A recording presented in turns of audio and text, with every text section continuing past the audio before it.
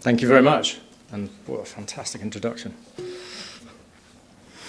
I'm here today to talk to you about inspiration and how creating an inspired life, no matter how difficult life appears, can have a profound effect on our health. I'm not a doctor, and I'm certainly not a scientist. I'm just a normal guy with a great deal of experience. And I feel that a lot of my life lessons can help people towards living a happier, healthier life, even those with a potentially life-threatening conditions such as asthma. Nearly 2 decades ago, I was medically discharged from the British Armed Forces. I expected to serve for 22 years in the Royal Navy, but after 10 years, it was quite a shock to be discharged, and I suffered from a huge sense of loss. I had no qualifications, no recognisable experience in civilian life. The perspective of building my life as a civilian caused me a huge amount of anxiety. I simply had no idea what I was going to do, especially with my illness.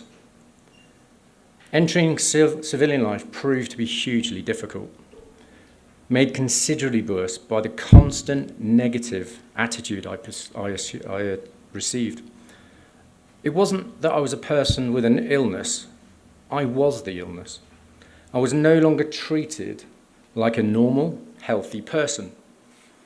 It didn't take too long for that negativity to rub off, and I adopted a seriously negative attitude. I was always being labelled, so I believed it, I became it, I lived it. I drank too much, alcohol, and I didn't have a healthy diet.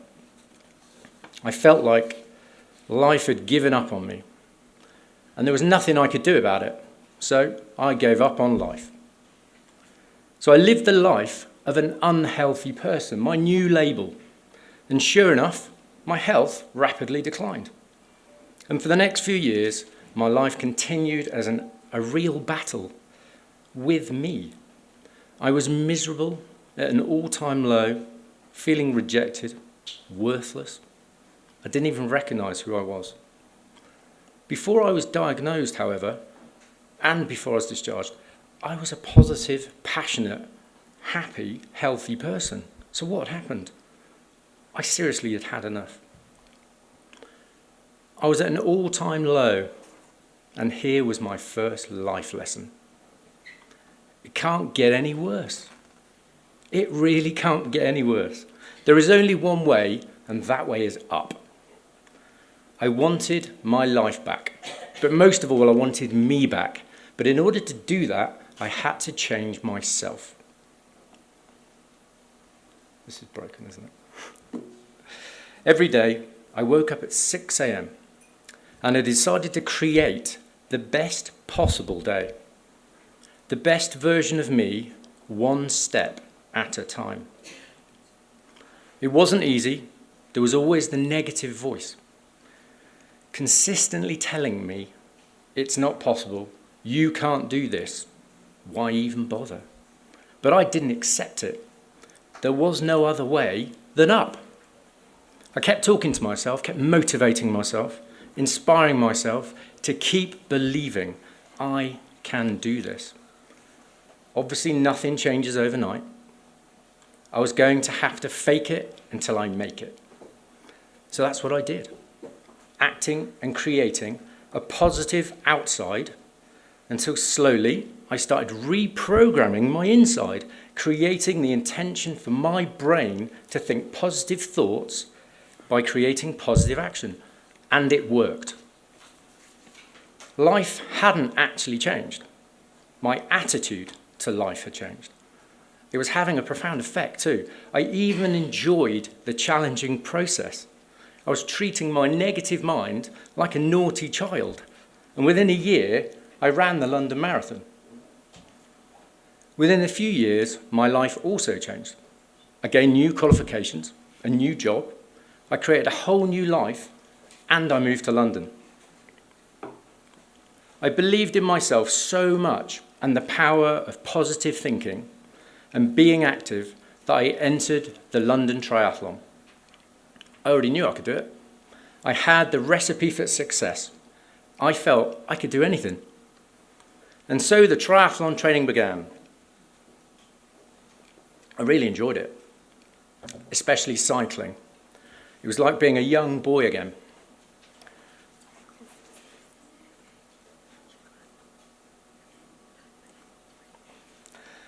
One particular training ride, however, sorry about that, things got very interesting. I remember it like yesterday. Enjoying the feeling of being free, the pedals moving, the air rushing past my face, the sound of the tyres on the road, then all of a sudden, flying through the air, and complete silence. The next thing I remember was waking up with bright lights in my face and supports by my eyes. Either side of my head, with these supports, bright yellow. I was very calm, and it was completely silent, but I was aware of people rushing around. Then the noise grew louder, and just like the pop when your ears clear when you come down in an aeroplane, all of a sudden the sound of chaos rushed in. And then it hit me. A feeling of indescribable, excruciating pain. Worse than I'd ever felt in my entire life. I completely panicked. Then everything just went silent again and I completely passed out. I was lying on a spinal board. In the emergency room, I'd been hit head-on by a car and survived. It took me 6 months for me to accept that, and a further 2.5 years to recover from the surgery and the rehabilitation process from the accident, including spinal injuries. But although the pain reduced, it didn't go away. And again, here I was again. My life was severely affected. But at this point, I really could just have given up. But still armed with a bit of knowledge of the positive thinking and this never give in attitude, I had another life lesson. A moment of acceptance. If I moved or not, the pain was still there. So I accepted it. So I started again every single day. 6 a.m., creating my life exactly how I wanted it. I took matters into my own hands and started working on my rehabilitation, getting more active, getting stronger every single day, creating more and more positive action into my day, one step at a time. I focused only on today, not what's happened in the past, not what may or may not happen in the future, but only today. Only today ever matters. I just kept doing my best. It didn't matter what my best was, just putting one foot forward in front of the other was all that mattered. Within a few years, I ran a 5K. A few months later, I ran a 10K. 6 years later, in 2008, to the surprise of some of my friends, I ran the Chicago Marathon. I ran more marathons, then 160K marathons in 24 hours. I just kept going. I was driven by my own inspiration, and others were getting inspired too. People started to find me on social media, so I shared their inspiring stories. Inspiration is really infectious, and before long, we're all inspiring each other. The challenges grew, and by the end of 2012, I'd swam, cycled and ran 10,000 kilometers. I'd completed the Ironman, and I summited Mount Elbrus in Russia, Europe's highest mountain.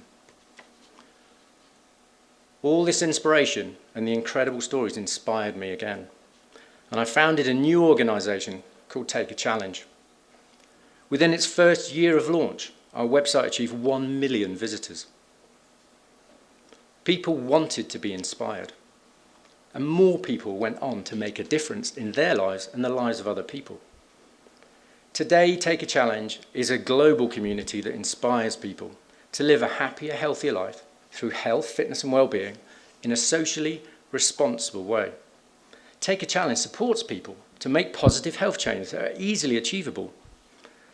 Every day, thousands of people all over the world join the 6 a.m. club, and they get active. It doesn't matter how long or how fast, only that they take part and they set their daily intention to inspired. I recognise that not everyone can or wants to climb a mountain or complete ridiculous big challenges, and thankfully they don't have to. 300 million people worldwide have asthma. I hope I've proved they don't need to run thousands of kilometres or climb a Russian mountain to find inspiration. To lead a happier, more fulfilling life, it just takes the first step. I know from my own experience that no matter what happens in our lives, or how life appears, if we just grab our lives with both hands, take a challenge, and create a can-do, positive attitude, anything is possible. Thank you.